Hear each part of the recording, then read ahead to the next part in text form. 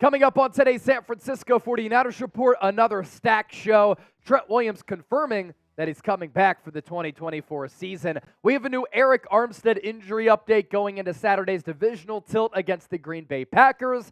And an ESPN radio host on ESPN Milwaukee indicated that the Packers should get a little late hit on Brock Purdy to try to injure him to improve the Packers' chances of winning this game and pulling off the upset. I certainly have some thoughts about that because I'm fired up on this Thursday. Before we get started, you have the Shock Jock radio host, former Packer, by the way, saying something like that. And this is a great rivalry between two of the most historic, recognizable brands in football. Two blue bloods in the Niners as well as the Green Bay Packers. And on Saturday, these two teams are going to clash in the playoffs for a record 10th time. So if you dislike or hate the Packers, type FGB down in the comment section right now. Let's begin with Trent Williams and his future.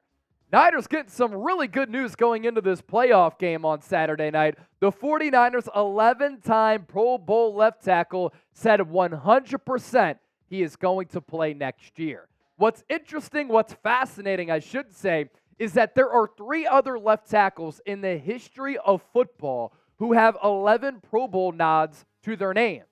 And they're all in the Hall of Fame. Anthony Munoz, Jonathan Ogden, and Willie Roaf. Those are the others.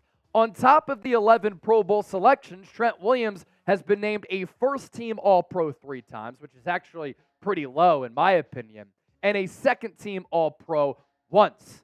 And even though he's 35 years old, Trent Williams turned in a very, very good 2023. Hobbled a little bit with that ankle injury that he suffered against the Cleveland Browns. I thought it took him a little bit of time to come back from that injury after he missed some time, because in that game, having to defend Myles Garrett after the injury clearly didn't look the same. But these numbers here, Trent Williams at 35 still turned in an elite Pro Football Focus grade of 89.7, a pass blocking grade of 79.8, run blocking grade of 89.9. He gave up 18 pressures, a little bit high for him, but only 3 hits allowed on Brock Purdy. 9 penalties, also that number a little bit high. Total snaps, 819, that number down after that ankle injury. Pass blocking snaps, 438. That goes to show you the even play calling from Kyle Shanahan in running it as well as throwing it. Here's what Williams had to say about coming back for another year. Oh yeah, 100% I'm coming back. I want to break the record for tackles, and that's a big thing for me. He's talking about making it to a 12th Pro Bowl. So I definitely dropped to my knees, and I thank God, because that's not promised. You can have an amazing Hall of Fame career and still don't see 11 Pro Bowls, so I'm super proud of that. Now, this is interesting because after the 2023 season, we talked about this here on the show, Trent Williams did not guarantee that he'd be back for this past year. He said, look, when you play deep into the season, there's a lot of wear and tear on your body. I'm going to have to take some time to think about my future. And then the next week, he did confirm that he was going to come back. And then a few months ago, he said, I realize that God has gifted me with these natural traits. And not everybody is built like me. And I'm made to play football. I'm going to take advantage of my special ability. And I'm going to milk this out for as long as I can. And that's great news for the San Francisco 49ers. Their offense, as well as Trent Williams in protecting Brock Purdy's blind side, because Trent Williams still arguably the best left tackle in the game. And at 35 years old, still playing elite football. And I love how Kyle Shanahan uses him sometimes. Speaking of this Packers game, remember back in 2021 in the divisional round, the Niners go on the road against the number 1 seeded Packers, and Trent Williams is in motion, and then he gets across that right tackle and just lays a huge block. And then with some of these running plays for San Francisco, it is just a joy. And it's actually hilarious to see a guy that size rumbling downfield at that speed, just knocking over defenders like they're traffic cones at the second and third level of the field. A special player, and we should really be appreciating and admiring his level of play, his longevity, and what he brings to this team. If you want daily Niners shows, by the way, this is your go-to spot, and I'm your go-to host. We're 155 people away from 109,000 subscribers, so make sure you tap in. Make sure you subscribe. for informative, entertaining, and insightful Niners analysis that gives you a platform to share your voice as well. So already we talked about Trent Williams, the first portion of the show. Coming up next, an injury update on defensive tackle Arik Armstead, who's always been criminally underrated and so important to this Niners defense. Also, that ESPN radio host saying, hurt Brock Purdy. First, let's get to our sponsor for today's show. It is Prize Picks. Get a $100 deposit match at prizepicks.com/CLNS and use the code CLNS. Daily fantasy sports made easy. You pick 2 or more players. You choose more or less on their projected stat lines, and you can win up to 25 times your money. All throughout our watch parties this year, we talked about Prize Picks, and we've had a lot of winners, and I'm trying to get another winner on Saturday. Christian McCaffrey, I like the more, 92.5 rushing yards.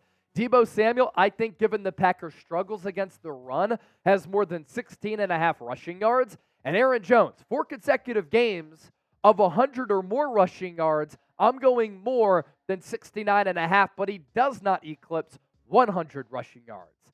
Once again, $100 deposit match, prizepicks.com/CLNS, and make sure you use the code CLNS so that PrizePicks knows that Chat Sports sent you. And why I love this app, it's the best DFS app. It's free to download. Get a $100 deposit match using that code CLNS. The more or less game is a blast, and it makes game days a lot of fun. And again, you can win up to 25 times your money. Now let's get to the latest on Arik Armstead here. The man in the middle set to return against the Packers. He's been out since week 14, and it was a combination of plantar fasciitis in his foot as well as a knee issue, but it was the plantar fasciitis which kept him out toward the tail end of the season, and he's been dealing with that injury for a long time. Suffered that last year, and then it came back and resurfaced this year, and last year it caused him to miss some time. This year it caused him to miss some games as well, but he did say that he's been feeling great after being able to get rest, and did, of course, acknowledge what we've acknowledged all throughout the week, that this Packers game, it's going to be a tough test, and the big test is going to come specifically against that ground game led by Aaron Jones, who in his last 4 contests has rushed for more than 100 yards, 3 touchdowns, a hat trick against the Dallas Cowboys in the wild card round. Good balance, good vision. He's also a dual threat back who can catch the ball out of the backfield. That's something that San Francisco has to be wary of because Aaron Jones can line up in pass pro, and the Niners might be able to get home on Jordan Love, but he dumps it off to Aaron Jones, and if the Niners send a blitz package towards Jordan Love, not a lot of defenders on that back end, and that can lead to a splash play for Aaron Jones. But the running ability really is special for a back who's been one of the top 10 running backs in the game for the last several years. What's of note here as well is the Niners defense matching up against the run. And because Aaron Rodgers is no longer the quarterback for the Packers, Matt LaFleur has been more tied to the running game and more reliant on it. When you have a quarterback who's so gifted like Aaron Rodgers, you're going to lean on his arm to make plays, right? And sometimes you're going to stray away from the run. It's not the strength of this Packers team. They have a lot of weapons through the air, but the ground game sets up everything else. And while you look at some of these numbers here, and the Niners, number 14 in yards per rush, 4.1, a little bit of a concern. They're number 1 in rushes per game faced, number 3 in total rushing yards per game. That sounds good, right? And number 5 in rushing touchdowns allowed per game. The issue, and a little bit of a concern here, is that the Niners haven't faced a lot of teams who run it often. A lot of teams, because they've been from behind, or they're just trying to target that Niners secondary, end up passing a lot. And I think the Packers are really going to try to test this Niners defense given their bad tackling ability all year, and it's been an issue all season long, and their lack of experience going up against the run because the Niners have faced the fewest rushing attempts per game, 21.7 among all teams in the National Football League. You look at Arik Armstead, he's very good against the run. So being able to get him back is going to be able to give this Niners defensive line a big boost. And him and Javon Hargrave formed to be one of the best defensive tackle duos in the NFL. Overall Pro Football Focus grade this year of 81.8. Very good pass rush grade at 85.1. I know the run defense grade is low at 59.8, but his mere presence there helps out this Niners defense greatly. 5 sacks and 42 pressures. Before he got hurt, I thought he was en route to his first Pro Bowl selection of his NFL career. And everybody obsesses over the sack numbers. You look at Arik Armstead's entire resume. He's never gone crazy for sacks outside of a year or two, right? And I understand that a lot of people had an issue with the Niners trading away DeForest Buckner and keeping Armstead instead of him. DeForest Buckner is a better player, but that shouldn't take away from Armstead's value to this defense as a pass rusher, as a guy who can win on bull rush, push the middle of the pocket. He's good against the run, but also his leadership on and off the field as a consistent Walter Payton Man of the Year nominee. If you think the Niners will beat the Green Bay Packers, I want you to hit that thumbs up icon and like the video. Very confident in this Niners team, but they cannot beat themselves. Lastly on the show, I did a YouTube short on this yesterday. I put it up on my Instagram page, at Chase_Senior. A former Packers tight end, Mark Chmura, who was actually a part of the 95 Packers team that went into Candlestick and beat the Niners in the playoffs, encouraged a cheap shot on Brock Purdy. Here's a quote from the former Packers tight end turned bad radio host. "You guys are going to think I'm crazy. A 15-yard penalty, and I don't condone this, but I kind of do in the playoffs. A 15-yard penalty for a late hit on Brock Purdy is not a bad thing, as long as it's worth it. I'm just saying, this is the mindset you go into when it's battle." I think it's pretty funny how he says, I don't condone this, but I kind of do in the playoffs, and you guys are going to think I'm crazy. Yeah, Mark, I do think you're a little bit crazy.